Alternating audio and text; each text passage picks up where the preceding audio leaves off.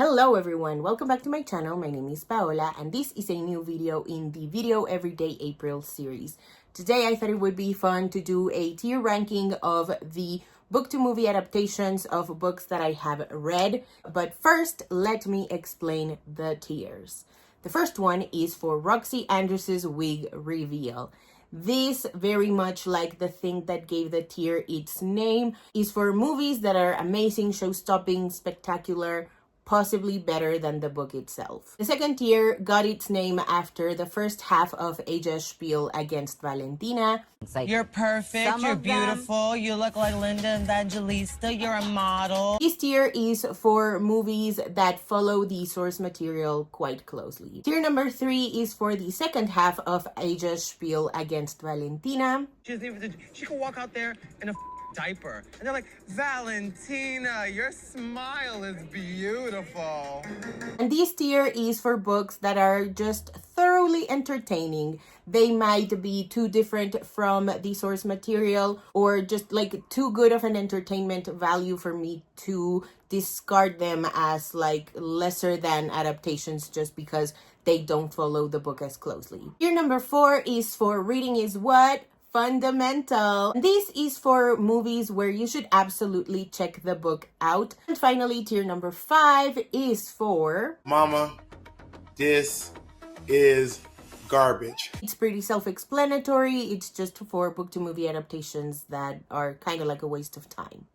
One thing really quickly before we get started, I have a Patreon where if you join, you will get early access to all of my content as well as an exclusive newsletter. There's 3 tiers, $2, $5, and $10. They all get the same benefits. It's just a matter of how much you want to contribute to the channel.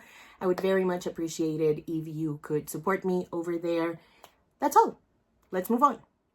So let's see what we have here. I ordered the book in chronological order just by year. So I don't know if like The Sun Is Also a Star came out before or after Divergent. They just both came out in 2014. Let's get started. We are kicking things off with A Walk to Remember. I love this book so much. I remember the first couple of pages said that you would love this book despite how much you would cry or something like that.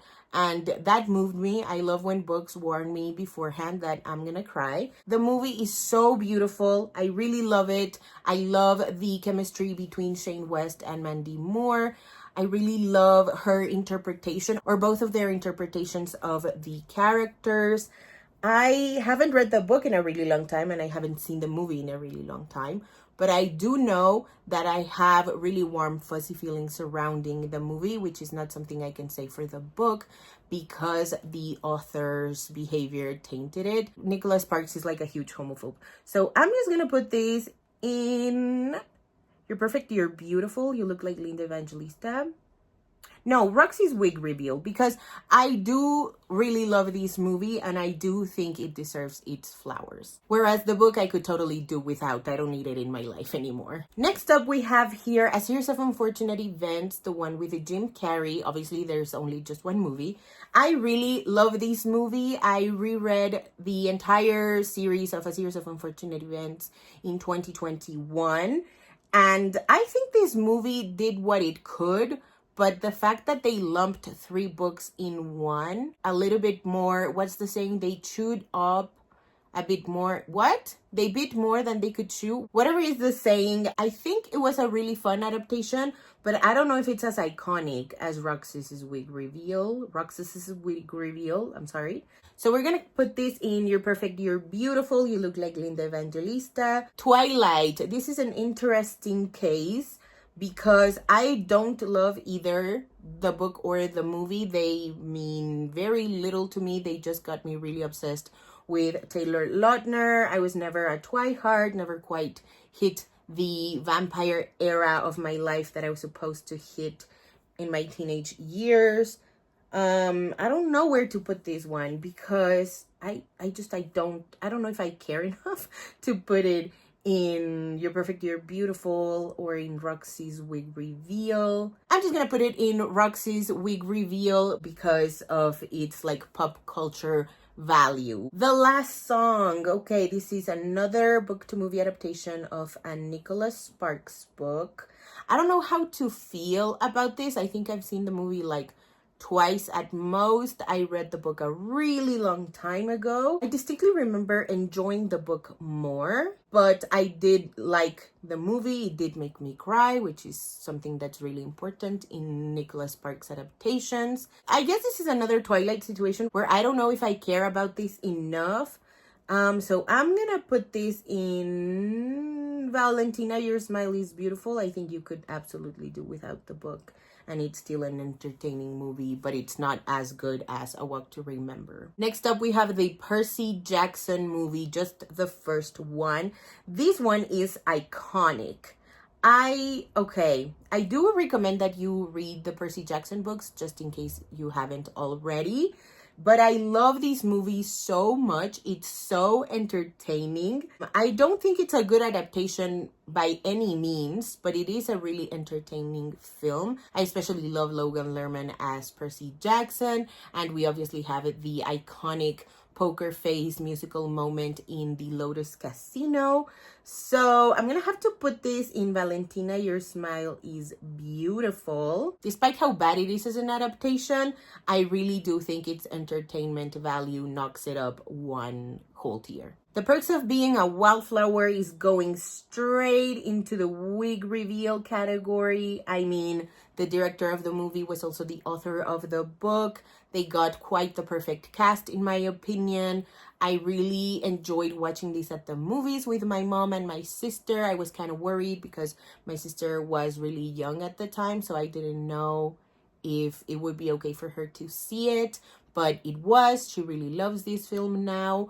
And I distinctly remember when Paul Rudd's character tells Charlie, "We accept the love we think we deserve," and my mom going, wow, like that was a really hard-hitting moment for her, and it was a hard-hitting moment for me as a reader. I really, really love this adaptation. I really love this cast. It was truly lightning in a bottle. I love this movie. Next up, we got the first Hunger Games movie. I only added the first one because I know there's a lot that the movies got wrong from the other two books, but because I haven't read them in a really long time, I wouldn't be able to give them like a fair critique. So I'm gonna put this in, oh my god, I don't know. I want to put this in Reading is, okay, I'm gonna put this in Reading is What Fundamental, just because I think the characterization, especially of Peta, is done way better in the books. I really love how charming and clever and snappy. He's quite quick, quite sarcastic in the books, and that is completely missing from the movie. Obviously, there's the fact that Katniss is not supposed to be white either. As iconic as I think these movies are, I don't think they would hold up as well given the source material and especially giving them a closer read. That's my opinion. Next up, we have City of Bones. This one was really done dirty because I really love the casting, but something was missing from the movie, in my opinion. And I also thought that the guy that they cast for the villain was not quite right. I don't know where I want to put these because everybody was fantastic. I don't know if I would recommend the books now. I remember trying to reread them in 2018, maybe 2019, and going like, I don't know about this anymore. So I don't know if I would recommend the books. They are entertaining though. So I'm gonna put them in Valentina, Your Smile is Beautiful. Next up, we have Divergent. Ooh, I don't know where I want to put this because I do enjoy Divergent, the book, and I really enjoyed the movie. But I don't know if it's as iconic as The Perks of Being a Wallflower or if it has the same like pop culture moment that Twilight did. I'm going to put this in the middle. You're perfect, you're beautiful, you look like Linda Evangelista. But The Fault in Our Stars.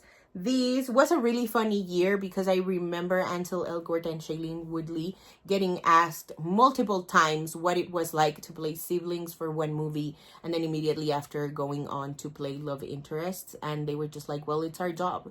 So There's not much we can do about that. Despite a bunch of young people feeling extremely weird about it. Anyway, I love The Fault in Our Stars. The book means so much to me. I remember reading the first paragraph of it and going like, yeah, this is definitely gonna make me cry. And yes, I will very much enjoy it. I love the soundtrack for this movie. I haven't seen it in a long time. I haven't read it in a long time. It might be unfair to put it in Roxy's wig reveal, but it is how I'm feeling right now. Next up, we have the Vampire Academy movie. This was fantastic. The entertainment value of this movie is 1,000. I know it's technically not a good adaptation, and I say technically because I haven't read the books in a really long time, but I do remember being extremely confused when I watched the movie. I think I watched the movie first and then I read the books, and I was like, what was going on in the movie? I don't understand. But again, very entertaining. I do think you could probably do without the book, honestly, with how different it is and with how entertaining it is. It also didn't get too creepy between Dimitri and Rose. I actually don't remember. I'm just gonna put it in Valentina, your smile is beautiful, because again, entertainment value top notch. Love Rosie. I really enjoyed this movie. Probably the only performance of Sam Claflin's that I thoroughly enjoy. I really like his chemistry with Lily Collins. I don't remember if they switched it because the book takes place in Dublin and I think these characters are supposed to be English. And I don't know if I like that. I also remember really enjoying the book when I first read it way back in the day. I recently reread it. I think it was 2024, and I didn't enjoy it as much. It is Friends to Lovers, and the movie I would say did a fairly good job. I'm gonna put this in Your Perfect, You're Beautiful. A Monster Calls Immediately, Roxy's wig reveal. This was the adaptation of all time, in my opinion, next to The Perks of Being a Wallflower. They had their work cut out for them because the book is illustrated as well. It's so vivid and atmospheric when you read it, and I do think that was captured incredibly well in the movie. Everybody was incredible as well. The book and the movie made me cry, so yeah, it definitely belongs in Roxy's wig reveal. Okay, we're getting into tricky territory here with these next few YA adaptations, starting with To All the Boys I've Loved Before. This one, I do want to put it in Roxy's wig reveal. However, I don't know if I love Peter Kavinsky in the movies as much as I love him in the books. I think in the books he feels much more realistic. He feels like a more grounded teen boy, whereas in the movie he's a little bit more idealized, in my opinion. But I mean, these movies changed the game. I'm gonna put this in Your Perfect, You're Beautiful. You look like Linda Evangelista. Also, I don't care what anyone says, Lana Condor absolutely carried the movie adaptations of that trilogy. The movies would be absolutely nothing without her. Next up, we got Love, Simon, and I'm gonna put this in Your Perfect, You're Beautiful because it would have been a Roxy's wig reveal moment, but I really did not like how they switched up the friends' reaction to him coming out. I remember a lot of people were upset about that, myself included. But the movie made me cry quite a bit. The book also made me cry quite a bit. I think the movie made me cry more when Jennifer Garner, Simon's mom, is telling him that he gets to exhale. Whew! That was such a great moment. But yeah, I don't really love that they swapped the friends' reactions from one of like, holy shit, we didn't know you were going through this, it's going to be okay, to whatever they did in the movie. The Hate You Give. This was a really tough book to adapt, in my opinion, because it is quite chunky. But I will say the casting is top notch. I think Algie Smith knocked it out of the park as Khalil, and Amanda Stenberg also did an amazing job as Star. I'm gonna put this in You're Perfect, You're Beautiful. You look like Linda Evangelista, because it's a great adaptation, but I don't think it's on par with everything else that's in Roxy's wig reveal. Next up, the most recent watch and my most recent reread is The Sun Is Also a Star. I love this book so much. I am almost done with my reread. I have like 100 pages left or something like that, and it's filling my heart with so much joy. As for the movie, I do think they captured the essence of it really, really beautifully. I do feel like we're missing a little bit of Daniel's background, but given the fact that it's a 90-minute-ish movie, I think they knocked it out of the park. I really enjoy the casting, the chemistry between the leads. I really love how they incorporated the aspects of fate, and I feel like the plot beats are there, so I will put it in Roxy's wig reveal. The movie may not have had such a splashy moment like the other ones here, but I do think it's quite the iconic adaptation. We're down to the last 3 movies. We are on To All the Boys, P.S. I Still Love You. This was really rough, not gonna lie. I don't understand why they did that to Jordan Fisher, because I remember people got really wild and really racist about him being the sort of replacement for the quote-unquote original John Ambrose McLaren. I don't know if I would call him the original, but there was a white boy who made a little bit of a cameo in the first movie. He's supposed to be John Ambrose McLaren, and he looks so sweet with his hair, like the side part, I think, and his flowers and the envelope. He looks so, so sweet. And then Jordan Fisher was cast as that boy instead.